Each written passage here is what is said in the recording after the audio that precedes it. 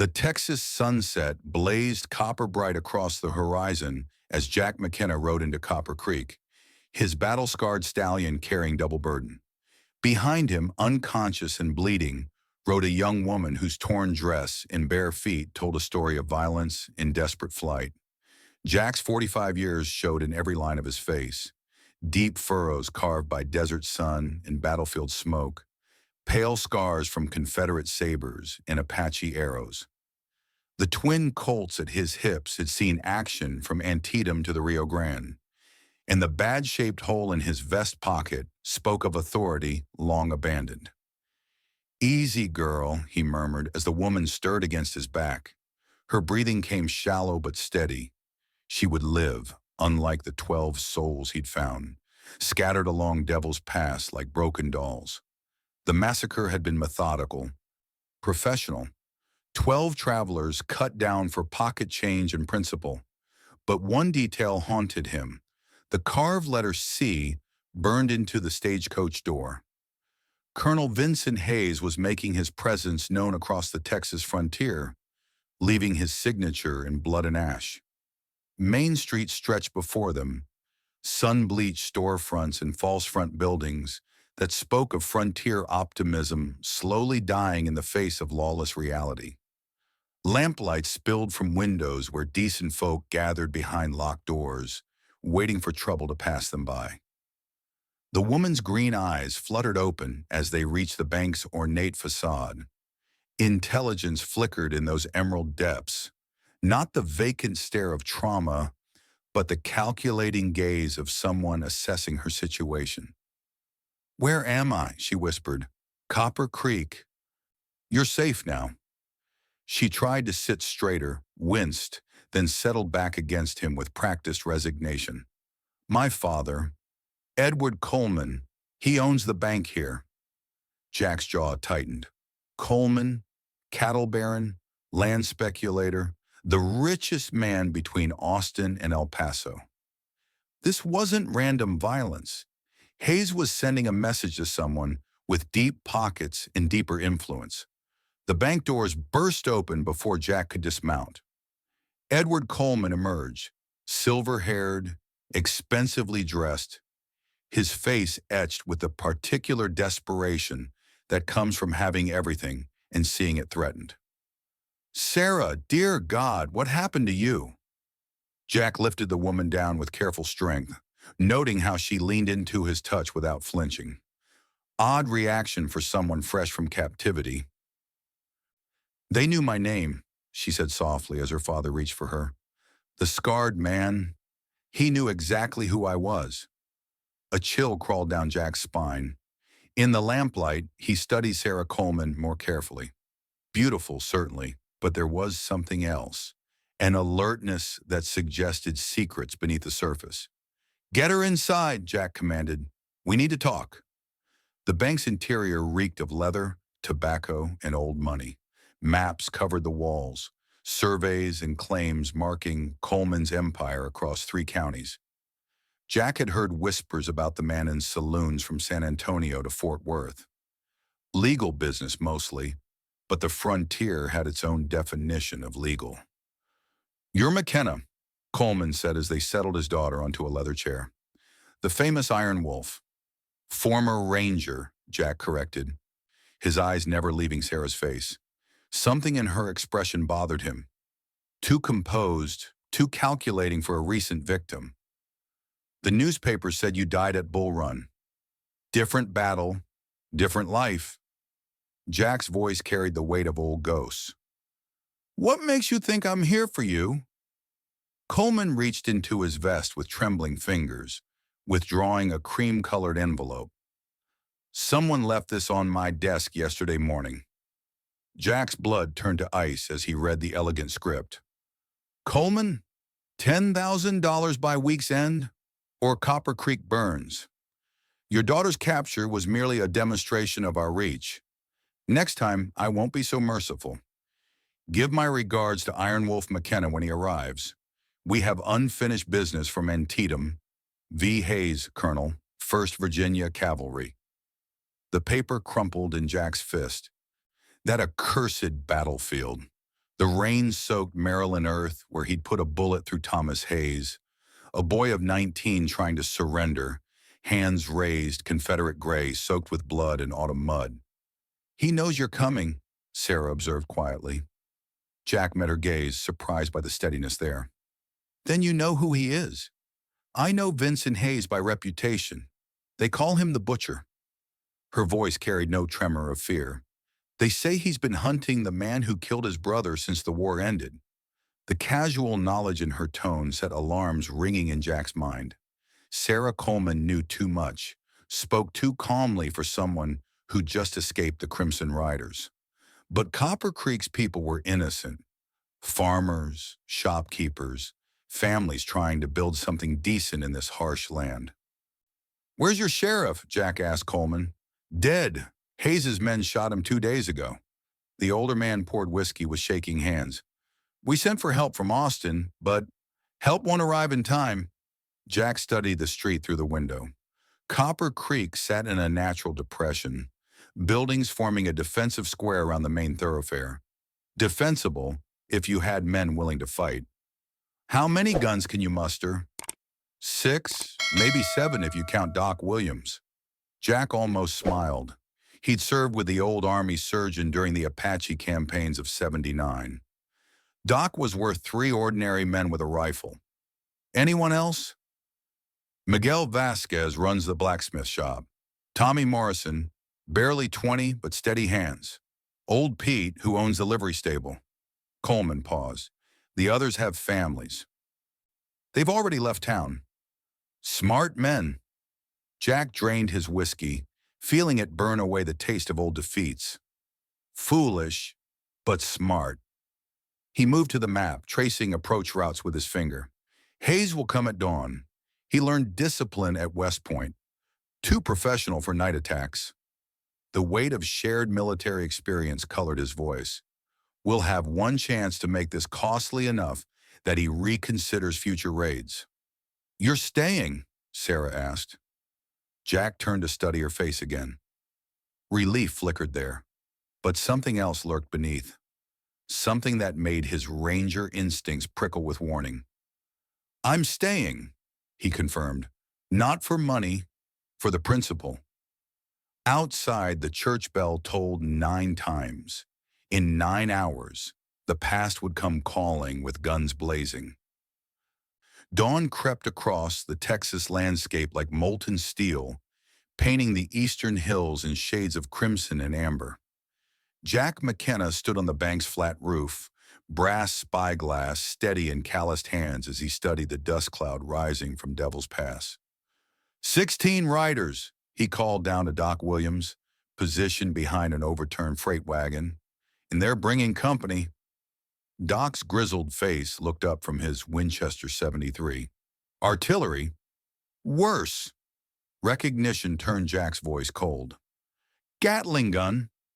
The mechanical death dealer had appeared too late in the war to change its outcome, but Jack had witnessed its terrible efficiency at Petersburg. Against 6 men defending a frontier town, it might as well be the hand of God himself. Miguel Vasquez emerged from his forge wearing leather armor of his own crafting, modified shotgun cradled in powerful arms. "Cuánto tiempo tenemos?" he asked in rapid border Spanish. 10 minutes, Jack replied in the same tongue. "Remember, let them close the distance. Make every shot count." Tommy Morrison crouched behind the general store's corner, young face pale but determined. The tailor's son held his father's Remington with steady hands despite the tremor in his voice when he'd volunteered. Old Pete had claimed the church bell tower, his ancient Sharps buffalo rifle and personal ammunition supply enough to hold off cavalry if he lived long enough to use them. Sarah Coleman appeared in the bank doorway, and Jack's expression hardened. "Stay inside." "I can shoot," she said simply. "Not today." Something in her manner continued bothering him, a confidence that didn't match her supposed ordeal. The dust cloud resolved into individual riders cresting the low hills south of town. Vincent Hayes rode point, tall, aristocratic features bearing his family's Virginia bloodline. though decades of criminal violence had twisted them into something harder than his West Point portraits ever suggested. Behind him came the Crimson Riders, Confederate deserters, displaced cowboys, Mexican bandits, and frontier drifters united by greed and Hayes's iron discipline. They moved with military precision, spreading into attack formation as they approached the town's defensive perimeter. But the wagon trailing them made Jack's soul turn cold. 4 horses pulled a heavy cart mounting the Gatling gun, its brass barrels gleaming in morning sunlight. 2 men in faded Union blue operated the weapon, deserters from both armies, united in pursuit of easy money. "Jack McKenna!" Hayes's voice boomed across the empty street. "Iron Wolf, show yourself!" Jack stepped to the roof's edge, making himself visible. "Vincent, still wearing Daddy's coat, I see. Doesn't fit like it used to." Hayes's laughter carried madness refined by years of bitterness. "Time to settle accounts, Jack. For Thomas." "Your brother died with honor," Jack called back. "More than I can say for you." "Honor?" Hayes spat.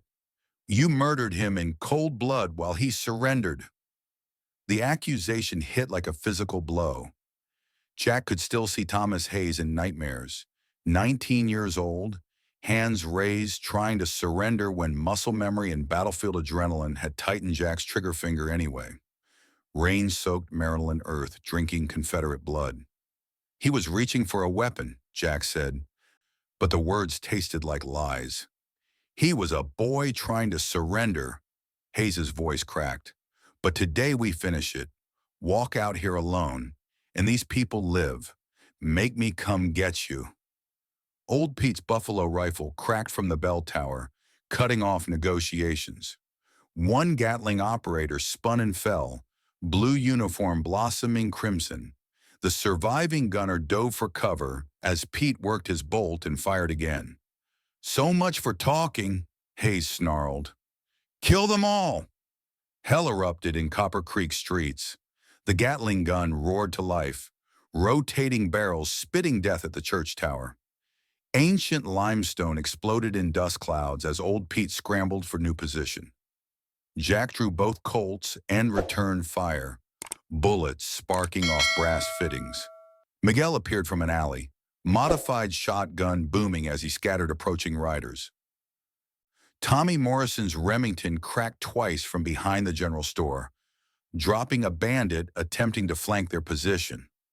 Doc Williams moved like a man half his age, his Winchester speaking with surgical precision. Each shot meant either empty saddle or riderless horse. The old surgeon had lost none of his skill with either scalpel or rifle, but the mechanical weapon was shredding their defenses. Jack rolled behind the roof's low parapet as bullets chewed through wooden facades. Splinters filled the air like horizontal hail. "We can't hold," Doc shouted over the mechanical thunder. Jack knew he was right. They'd killed 4 of Hayes's men, but the Gatling gun would reduce their cover to matchsticks within minutes. Then movement in the street caught his eye. Sarah Coleman walked calmly toward the mechanical weapon, hands raised but posture radiating confidence instead of surrender. Something in her bearing, military precision, controlled movements, made Jack's blood freeze with recognition. "Hold fire," she commanded, and incredibly, the mechanical death stopped chattering. Hayes reined in his mount, staring at her with obvious familiarity. "Catherine." "Hello, Vincent." Her voice carried across sudden silence. "It's been far too long." Jack felt reality tilt beneath him. Catherine Hayes, the Ghost Rose, Confederate spy whose intelligence had cost Union forces thousands of casualties. He'd seen her photograph in military briefings, heard her name whispered in intelligence reports. Thomas Hayes's younger sister, presumed dead since war's end. "You were supposed to signal when McKenna arrived," Hayes said coldly. "Plans evolve." Catherine's hand moved to a small pistol concealed in her dress. "I've grown weary of taking orders, dear brother." The shot echoed across Copper Creek like thunder. Hayes toppled from his saddle, crimson spreading across Confederate gray. His surviving men stared in shock as their leader writhed in Texas dust. "Vincent Hayes is dead," Catherine announced. "Your contract ends here. Take his body and ride out, or stay and die beside him." For a heartbeat, the street held its breath. Then practical greed overcame loyalty. The surviving Crimson Riders gathered their leader's corpse, loaded wounded comrades, and spurred toward the horizon. Within minutes, Copper Creek was silent again. Jack climbed down from the roof, face grim as granite. Catherine stood in the street center, smoking pistol still in her hand. "I've been planning Vincent's death since Antietam," she said quietly. The afternoon sun slanted through dusty windows as Jack McKenna sat across from the woman he'd known as Sarah Coleman. In the back room, Edward Coleman's body lay wrapped in canvas. A bullet through his heart from the night Catherine had discovered his growing suspicions about his supposed daughter. "His name was Thomas Hayes," she said, cleaning her pistol with practiced efficiency. "My younger brother, 19 years old when you shot him at Antietam." Jack's world shifted. "I remember him clearly, but he was surrendering." "He was." Catherine's green eyes held no warmth. Hands raised, trying to give up when your bullet found his chest. A boy barely old enough to shave, cut down by the famous Iron Wolf. The confirmation hit harder than Hayes' accusation. Jack had told himself for decades that Thomas had been reaching for a weapon, that battlefield confusion had justified his action. But Catherine's calm certainty stripped away that comfortable lie. "My name is Catherine Hayes. I'm 38 years old now." She paused, letting the mathematics sink in. "I was 15 when you murdered my brother. Confederate intelligence recruited me at 16. They said I had a talent for deception." Through the window, Jack could see Doc Williams bandaging Tommy Morrison's wounded arm. Miguel Vasquez was already back at his forge, repairing battle damage. Old Pete sat on the church steps, sharing whiskey with surviving townspeople. "They fought well," Catherine observed. "Your men. They're not my men. They're decent people defending their home. And you? What were you defending?" Jack considered the question. Outside, normal life was slowly returning to Copper Creek. Children's voices mixed with Miguel's hammer blows and Doc's gentle instructions to his patient. "I've carried Thomas's death since Maryland," he said finally. "That moment at Antietam, it's colored every day since. Because you murdered an unarmed boy. Because I shot a 19-year-old trying to surrender." The words tasted like ashes. "I've been running from that truth ever since." Catherine reached into her bag and withdrew a small, ornate derringer. "What if I told you Thomas wasn't surrendering?" Jack's eyes snapped to hers. "What?" "He was reaching for this. Hidden weapon meant for close quarters." She placed the pistol on the table between them. "I took it from his body after the battle." The derringer was crafted for concealment, barely 3 inches long, designed for boot or sleeve carry. Jack stared at the weapon that might have justified decades of guilt. "You're lying. I love my brother, Mr. McKenna, but Thomas was a soldier, and soldiers kill." Catherine's voice remained steady. "He was drawing on you when you fired. Standard battlefield doctrine." Jack reached for the derringer with trembling fingers. Real enough, worn smooth by handling, brass fittings tarnished with age. On the grip, barely visible, were initials, TH. But something felt wrong, too convenient, too perfectly timed for this revelation. "Why tell me now?" "Because Vincent needed to die, and you were perfect for the task. A man consumed by guilt, seeking some form of redemption." Catherine's smile held winter frost. "I used you, Mr. McKenna, just as I used everyone else during the war." Jack studied the derringer more carefully, turning it in the lamplight. The wear patterns were wrong, too uniform, too recent. The initials looked freshly carved, a prop crafted to support her manipulation. This isn't Thomas's gun, he said quietly. Catherine's composure flickered for just an instant. Excuse me? Thomas really was surrendering when I shot him. Jack set the fake Derringer down gently. You had this made to ease my conscience, make me more pliable. But the truth is simpler. I killed a boy trying to give up. Silence stretched between them like a taut wire. Finally, Catherine laughed, a sound devoid of humor. You're sharper than Vincent gave you credit for, she admitted. Yes, Thomas died trying to surrender. Yes, I've been manipulating you since Devil's Pass. And yes, you've carried that guilt for good reason. And now? Now Vincent is dead, his gang scattered, and my campaign is finished.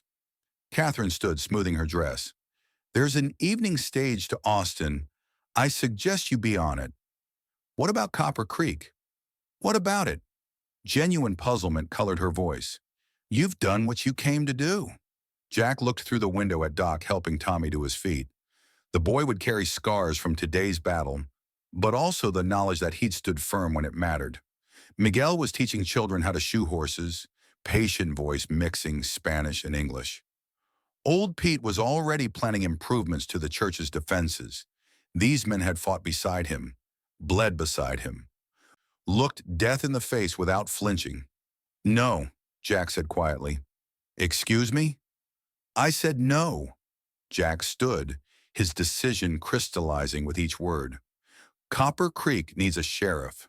These people need someone willing to stand between them and the next Vincent Hayes. Catherine stared at him. You're staying?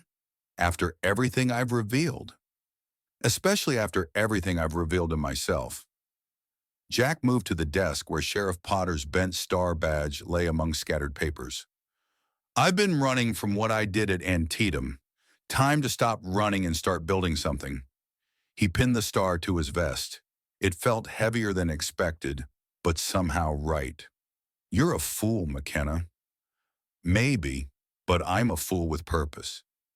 Catherine Hayes, the Ghost Rose, master manipulator, Confederate spy, walked out of Jack McKenna's life as quietly as she'd entered it. Through the window, he watched her board the Austin stage, disappearing toward whatever new identity awaited. Jack stepped onto Copper Creek's main street as evening painted the sky purple and gold. Doc Williams looked up from his patient and nodded at the badge. Suits you, Sheriff. Think so? Potter would be proud. You planning to stay? Tommy Morrison tested his bandaged arm, wincing slightly. What happens now, Sheriff McKenna? Jack surveyed the street where families were emerging from hiding to reclaim their town. In the distance, dust clouds marked other travelers. Hopefully peaceful ones this time.